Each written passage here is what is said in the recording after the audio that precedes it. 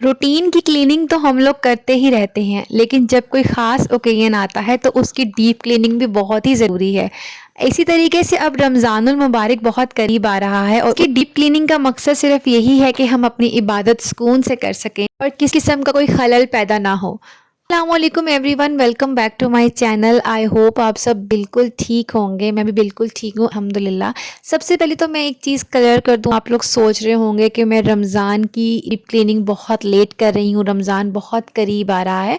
तो मैं इसके लिए बता दूँ आपको कि थोड़ी फैमिली में शादी वगैरह चल रही थी, तो मैंने सोचा मैं इस चीज़ों से फ़ारिग होकर आराम से क्लीनिंग करूँगी और अब मेरे सारे काम ख़त्म हो गए हैं। तो मैंने क्लीनिंग स्टार्ट कर दी है और सबसे पहले तो मैंने लिस्ट बना ली कि प्रॉपर एक लिस्ट, क्योंकि मैंने एक ही दिन में सारा काम ख़त्म करना था, टाइम बहुत शॉर्ट था मेरे पास। तो मैंने एक लिस्ट बना ली कि मुझे क्या क्या करना है और कौन सा काम मैंने करना है, कौन सा मैंने हेल्पर से करवाना है। तो अभी हेल्पर ने काम स्टार्ट कर दिया है और जो चीज़ें मैं नहीं कर सकती थी वो हेल्पर को दे दी हैं कि वो करें, और बाकी जो किचन का काम है वो सब मैं खुद कर रही हूँ। और साथ साथ मैंने सोचा इसी व्लॉग में मैं आपके साथ ये भी शेयर करूँ कि किस तरीके से मैं मैनेज कर रही हूँ माशाल्लाह, 3 बच्चों के साथ साथ घर का काम भी और साथ साथ क्लीनिंग भी और रमज़ान की सारी तैयारियाँ भी। बड़ी बेटी को इस टाइम मैंने मैथ्स के टेबल लर्न करने का टास्क दिया है और जो छोटी बेटी है उसको मैंने स्क्रीन टाइम दिया है। और मैं जानती हूँ व्लॉग के नीचे बहुत कमेंट आने वाले हैं कि बच्चों को स्क्रीन टाइम नहीं देना चाहिए, लेकिन जब मुझे कोई ऑप्शन नज़र नहीं आता तो फिर मैं ऐसे करती हूँ कि लैपटॉप ऑन करके थोड़ा सा दूर रख के रख देती हूँ ताकि बच्चों की आइज़ पर भी इफ़ेक्ट ना हो। अच्छा, अब मैं आ गई हूँ किचन और यहाँ पर सबसे पहले तो मैंने जिस चीज़ का अभी यूज़ नहीं है उसको मैंने क्लोज़ कर दिया। सैंडविच मेकर का मेरा अभी फ़िलहाल रमज़ानुल मुबारक में कोई भी यूज़ नहीं है, तो इसलिए मैंने उसको क्लोज़ करके रख दिया है साफ़ करके। और जो मेरी जो हेल्पर है उसका जो बेटा था उससे मैंने ऊपर की वॉल्स वगैरह सारी साफ़ करवा ली थी पहले ही। तो अब जो है मेन जो मेरा काम है, मैंने तवा साफ़ करना है। तवा भी मैंने पहले भी किया हुआ था, ये काम हम लोग साथ के साथ भी करते रहते हैं, लेकिन रमज़ान में ये है कि चलो एक दफ़ा डीप क्लीनिंग कर ली जाए, क्योंकि रमज़ान में इतना टाइम नहीं लगता कि हम इस तरह के लंबे लंबे कोई टास्क करें, क्योंकि इबादत भी करनी होती है और भी काफ़ी काम वगैरह होता है। और हेल्पर से हम लोग कितने काम करवा सकते हैं, हम इतने काम करवा सकते हैं। मेरे तो सिर्फ जस्ट ये है कि ड्राइंग रूम, क्योंकि हमारा बेसिकली ये होता है कि मोस्टली इबादत वगैरह जो होती है वो ड्राइंग रूम हमने फिक्स किया हुआ होता है कि वहाँ हम बच्चों को बिल्कुल नहीं जाने देते हैं, अच्छे से उसकी डीप क्लीनिंग हो जाती है और फिर इबादत के लिए वो रूम फिक्स हो जाता है। तो ये हर रमज़ान में यही रूटीन है, इसीलिए मैंने सबसे पहले मेड से सोफ़े वगैरह और जितनी भी कारपेट वगैरह सब कुछ बाहर निकलवा के उसको अच्छे से क्लीन करवा के वॉश करवाया। और अभी आज ही वो वापस लगा के सोफ़े और कारपेट जो है वो ड्राई करने के लिए डाल देंगे। तो जब अच्छे से ड्राई हो जाएगा फिर कारपेट भी हम दोबारा बिछा लेंगे। ड्राइंग रूम के बाद आ जाता है किचन, क्योंकि किचन भी रमज़ान में बहुत ही ज़रूरी है, इसकी क्लीनिंग हुई भी हो तो हमारे काम करने में बहुत आसानी हो जाती है। तो मैंने ये अपने ज़िम्मे ले लिया है। ज़ाहिर सी बात है हम लोग मेड वगैरह से, हेल्पर से इतना तो नहीं करवा सकते कि हम किचन के भी सारे काम उनसे करवाएं, तो ये काम मैं खुद ही कर लेती हूँ। लेकिन हाँ, जो वॉल्स वगैरह साफ़ करना या वॉश वगैरह करना वो चीज़ें उनसे करवाती हूँ।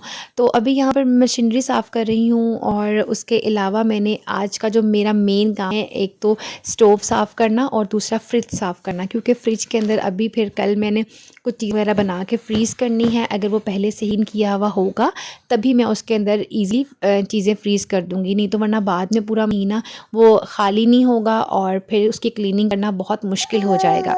आप सबसे मेरी रिक्वेस्ट है, अगर आप चैनल पर नए हैं तो चैनल को सब्सक्राइब लाजमी कर लीजिएगा। वीडियो अच्छी लग रही है तो वीडियो को लाइक लाजमी कीजिएगा। आप सबका एक लाइक बहुत मोटिवेट करता है ताकि हम न्यू वीडियोस बना सकें। और आप सबके साथ आवाज़ें भी आ रही होंगी कि साथ साथ बच्चों के साथ वीडियो बनाना बहुत ही मुश्किल है, लेकिन फिर भी मैं कोशिश करती हूँ कि मैं वीडियो टाइम टू टाइम डालती रहूँ ताकि आप लोगों को मोटिवेशन मिलती रहे। मैं कर लगी हूँ फ्रिज की क्लीनिंग। अच्छा, फ्रिज के लिए ये है कि मैं साथ के साथ क्लीनिंग करती रहती हूँ, किसी भी चीज़ को मैं ज़्यादा लॉन्ग टाइम के लिए नहीं छोड़ती हूँ, इस तरह फिर बाद में सफाई करना बहुत मुश्किल हो जाता है। तो मैं साथ के साथ करती रहती हूँ, मुझे काफ़ी आसानी रहती है और बच्चे भी छोटे हैं और फिर उनके साथ इतना काम नहीं हो, इसलिए मैं साथ के साथ करती हूँ ताकि मेरा काम ना बढ़े। और इतना काम हम लोग हेल्पर से करवा भी नहीं सकते हैं, क्योंकि जितना भी ट्रस्ट कर लें हेल्पर्स पे, जितनी भी आप ट्रेंड हों या यानी आपकी हेल्पर्स हों, तो वो लाजमी कहीं ना कहीं डंडी लाजमी मार देती हैं और प्रॉपर उनके सर पे खड़े होकर ही काम करवाना पड़ता है। इस वाले फ्रिज में मोस्टली मैं अपने बच्चों का लंच का सामान जो मैंने मंथली उनको स्कूल में देना होता है वो मैं बना के इस वाले फ्रिज में रख देती हूँ। तो इसीलिए ये ज़्यादा यूज़ में नहीं आता। इसका जो फ्रीज़र है और जो फ्रिज है वो बस मैं यूज़ करती हूँ। तो इसलिए अब जो है रमज़ान के लिए जो चीज़ें वगैरह बनानी है वो मैं इसी वाले फ्रीज़र में रखूँगी और इसको इसीलिए इतनी सी सफाई करने की ज़रूरत नहीं है मुझे। तो बाकी जो डिटेल वीडियो है फ्रिज की, इंशाल्लाह मैं कोशिश करूँगी कि मैं उसकी भी एक डिटेल वीडियो भी डालूँगी हम किस तरीके से फ्रिज को क्लीन कर सकते हैं। फ्रीज़र में मोस्टली बर्फ़ बहुत ज़्यादा जम जाती है, तो मैं उसकी प्रॉपर वीडियो आपके साथ शेयर करूँगी किस तरीके से हम लोग ईज़िली उसको भी क्लीन कर सकते हैं। अब मैं करने लगी हूँ चूल्हे की सफाई और उसके लिए मैं आप सबके साथ ये शेयर करूँगी कि बहुत से लोग काला तेल यूज़ करते हैं। स्टील के बर्तन साफ़ करने के लिए भी किया जाता है। तो कुछ दिन पहले की बात है, मैंने हेल्पर से चूल्हा साफ़ करवाया तो उसने क्या किया कि काला तेल थोड़ा-सा चूल्हे के ऊपर डाल के ऊपर से मांझा, तो वो उससे ये निशान हल्के-हल्के हैं।